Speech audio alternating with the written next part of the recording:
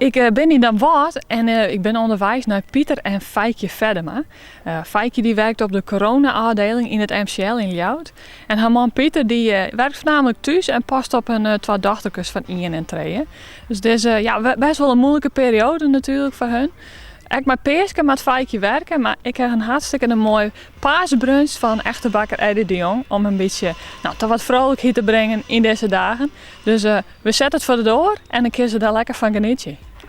Ja, het is al je wat oors natuurlijk. Ik heb een lange stok mee. En we zullen dan hier even voor de deur zetten. Dan bel je om en dan hopen we maar dat er hier thuis is. En we blowen natuurlijk op 1,5 meter afstand.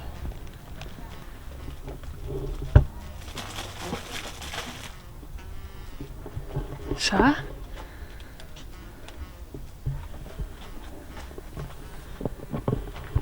Nou is het even afwachten. Als er hier beneden wordt, daar komt al iemand om. Dat is Pieter denk ik. Ah, dit is Pieter denk ik. Ja, dat heb ik al. Hoi. Dus dit is voor de deur. Ja, dank u wel. Voor de jeetje? Net voor de jeetje. Nee. Het is gewoon, eigenlijk om je maar een beetje een hart onder de riem te steken. Omdat je vrouw die werkt wel in het MCL. Weet je? Nee. Ja, werkt het MCL toch? Huh? Oh ja. Hoi. Ik voel het. Ja, ho. Dit is even krijg wat oors natuurlijk. Ja, inderdaad verwacht. Een lekkere paasbrunch. Oké. Nou, lekker. Voor avond te danken. Ja, van waar zullen we het wijzen kennen? Geen idee. Die familie. Ja, misschien. Zou je het met ons aan?